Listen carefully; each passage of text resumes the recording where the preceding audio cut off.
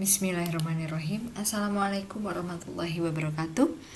Apa kabar Sobat Statistika?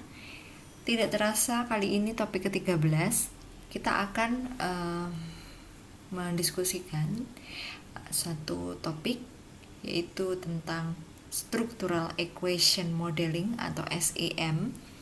Apa itu SEM? Kita akan perlahan kita akan bacakan. Bu Intan tentang apa itu SEM atau kepanjangan dari Structural Equation Modeling. Dalam fenomena manajemen bisnis, sebuah variabel tergantung dipengaruhi oleh beberapa variabel bebas.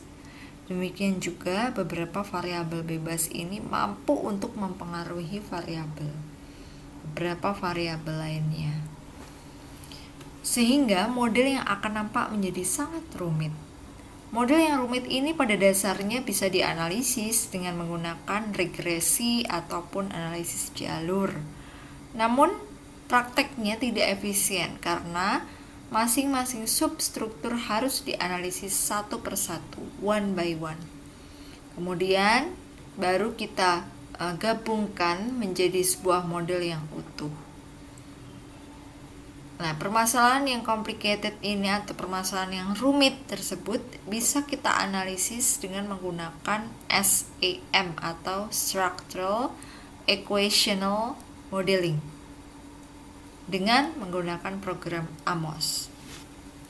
Nah, kali ini kita akan membahas mengenai SEM itu apa. Jadi langkah permodelan SEM. Pengembangan sebuah model berbasis teori dan pengembangan path diagram. Konversi path diagram ke dalam persamaan, ada persamaan struktural atau structural equation dan persamaan spesifikasi model pengukuran atau measurement model, dan pemilihan yang keempat adalah pemilihan matriks input dan estimasi model. Sekarang langkahnya dari tadi berdasarkan langkah yang pertama, kedua, ketiga, dan keempat, kita lanjutkan dengan langkah yang kelima adalah memilih matriks input dan estimasi model. Matriks input data digunakan adalah dengan matriks varian atau kovarian atau yang kita namakan matriks korelasi.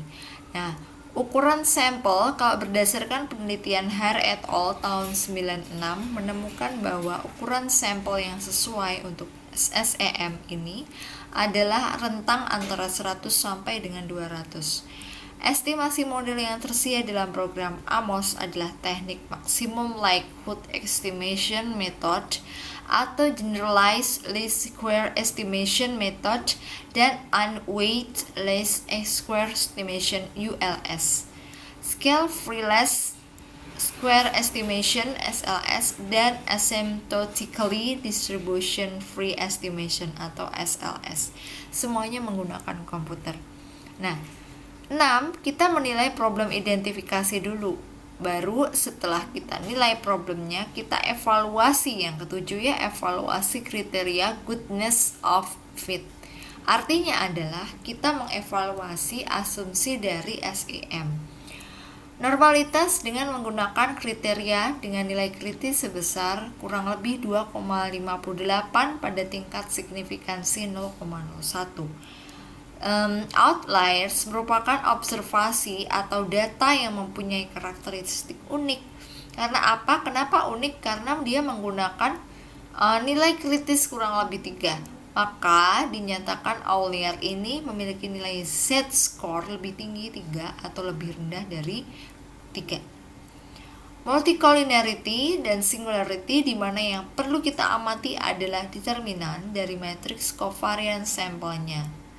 Dan determinan yang kecil atau mendekati 0 mengindikasikan adanya multicollinearitas atau singularitas, sehingga data tersebut tidak dapat digunakan untuk penelitian.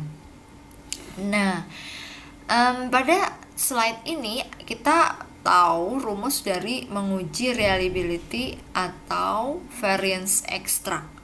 Uji reliabilitas di mana nilai reliabilitas yang diterima adalah kurang lebih dari sama dengan 0,7. Uji reliabilitas dalam SEM ini kita peroleh melalui rumus construct reliability Y, yaitu sigma atau jumlah rata-rata dari STD loading dikuadratkan kemudian jumlah dari state loading. Nah, apa itu state loading di sini adalah hasil dari reliabilitas tadi ya, yang merupakan satuan-satuan yang nanti diujikan, yaitu dengan kurang lebih atau lebih dari 0,70. Kemudian dibagi jumlah state loading ini dikuadratkan ditambah dengan jumlah dari C. Variance extract di mana nilai yang dapat kita terima itu lebih dari 0,5. Rumus yang kita gunakan adalah variance extract sama dengan jumlah dari STD loading kuadrat per jumlah dari STD loading plus elemen dari kalikan C.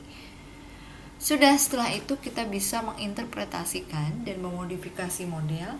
Langkah yang terakhir adalah dengan menginterpretasikan model serta memodifikasikan model.